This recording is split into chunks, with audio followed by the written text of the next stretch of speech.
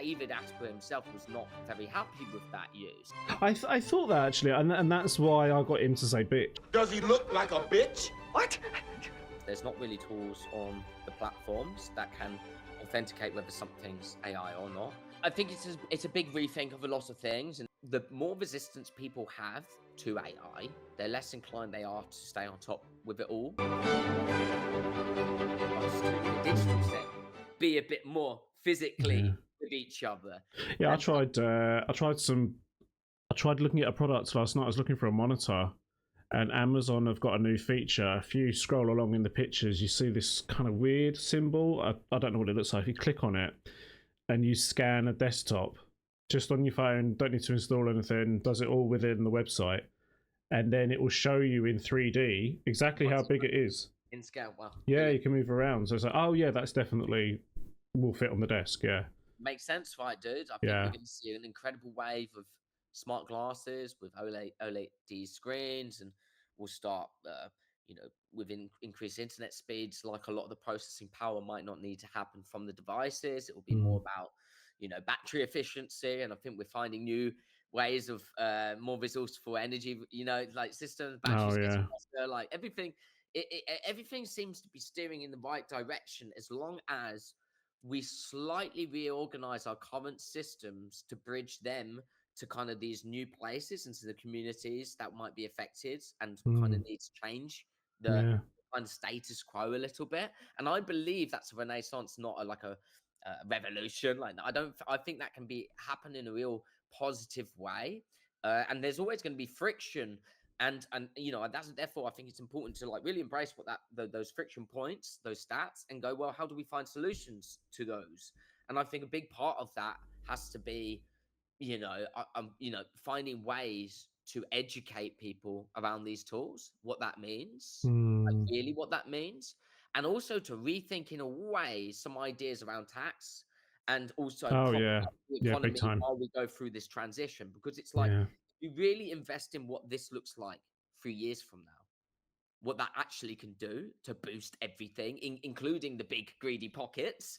If you can figure out a good balance of that, where props are really most people, then we're just looking like a massive boost, not only for for developed countries, but for around the world, man, where, to be honest, they might look at some of our issues with AI and be like, you're living in a bubble.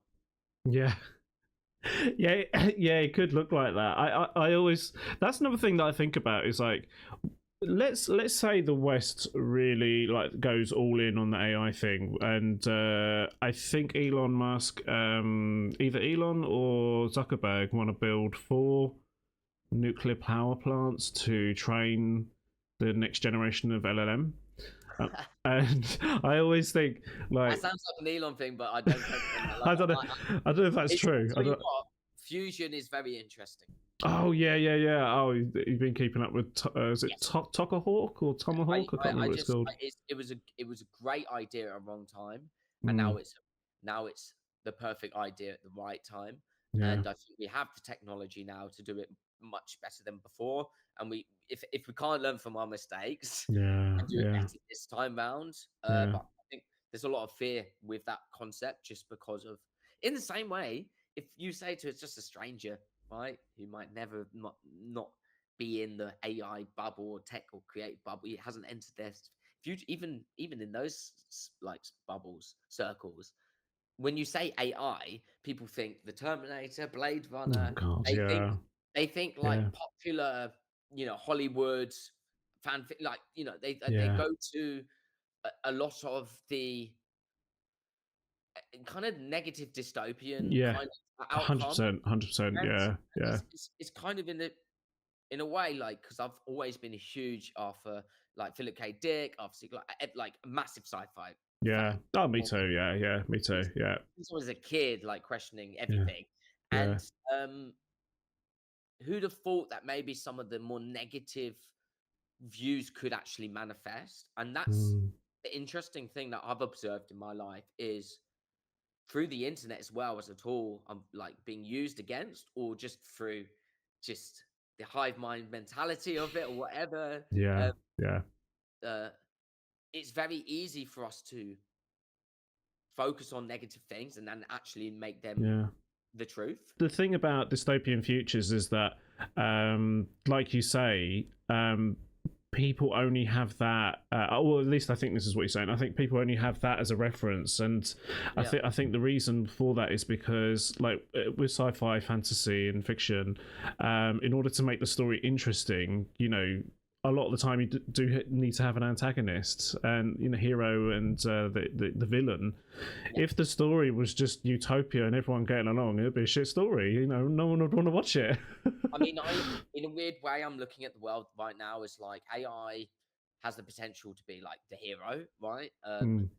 Right now we're in a position where we have the superpower to be the villain, and we're Yeah. actually giving a lot of like power to that idea just through the posts and the energy online, and how that might actually regulate things in such a negative way that it isn't tools for all people. Innovation isn't allowed for certain, you know, places in the world, and it actually only allows a few more greedy, power hungry people being able to control that and kind of deploy that in ways that they think make sense for us, people who can't really deal with the situation. And it's, I don't know if it's like, you know, we've been divided and conquered and we're just like freaking out and we're polarized and we're you know, whatever, or whether it is kind of more the kind of ideas and narratives that we've built up over the years around AI. Yeah. And it's a shame because, like, you know, even in its name, it's like artificial intelligence, and it's like it's really hard for me to justify how it's artificial and what even the word artificial means within that Yeah. context, because like it's intelligence and what it does is it kind of puts it out of people's understanding of being real, like this is a real thing we're facing. It Yeah. feels Yeah. kind of fake, but then also those people have very real emotional responses to how those things look, so it's real enough for it to have Yeah. impact, right? Exactly. Yeah. So Yeah, it's like that's right. It is real enough to have impacts. I mean, people that are saying that it's not really intelligent. Well, if it's not really intelligent, then how does it? Why does it look like it's changing society? You know, why? yes, yeah, exactly. Yeah. So we were talking about earlier about what trends you're seeing in generative AI, and last time we spoke, we talked about stoking fear and misinformation. Yes. Yeah. Misinformation and kind of people, well, okay, so there's a lot of different sides to this. I always think that as these tools get better, and we are going through like a new wave now, people, as many people as possible, should be kind of informed and understand how realistic these tools are getting, and that goes from the speech all the way through to visuals and text and everything. um so you know, it's difficult because the more resistance people have to AI, the less inclined they are to stay on top with it all and try Yeah. and to Exactly. understand it. Yeah. Yeah. And so the way they are often, you know, especially like the algorithm these days, they're good. So that will be understood. Hey, you probably don't like AI. Hey, we're going to show you stuff which might cause more friction. And this Yeah. is why I say, like, people who are pioneering in the space and using these tools and like kind of make informative or educational or even just cool creative content or edgy content, I think alongside that video is very important to explain why and what you're doing and how that's done and your opinions, where you know, your actual putting it out there. This is how I feel about this stuff, because otherwise it's just up for people to create the headlines and present that in whichever way they want. And when people are saying things and they feel like it's coming from a negative place and it's being steered to confuse them or control them, it's going to make them angry, and that's going to further the problem. Yeah. and Yeah. It's and really triggering, I think, for some people. Yeah. it's triggering for people, exactly. And and you know, and so it's kind of for people who truly embrace AI. And I've kind of done some edgy things in the past as well, you know, like um but the people who truly embrace AI should be really considered about how they expose their work and why they do it, and like what that might mean. I think then at least, and like careful and considerate about who they might be upsetting, because Mm. with each like video you put out there, yes, you have an opportunity to go viral, but you also have an opportunity to state your truth around AI or what you feel. And I'd say with most people who are even really far ahead with these tools or building these tools, they still understand that they don't know best. They still understand that there's lots to be understood and regulated and to be learned and connected through. So you know, it's got to feel less like polarizing and more like in the middle somehow. And if Yeah, we yeah. power to the middle, I think we'll proceed, more collaboratively moving forward. Hey guys, it's James here. So, are you at creating AI video or AI images? If so, this is the place for you. So each month I do a competition where there is a first place, second place, and third place winner for each category. So if you enter your video, you can send me up to 3 videos. Only use the form that's on the screen right now to enter your video for best video, right? Don't send me, I know some of you send me WhatsApp messages and LinkedIn emails, Facebook sometimes. Please don't do that.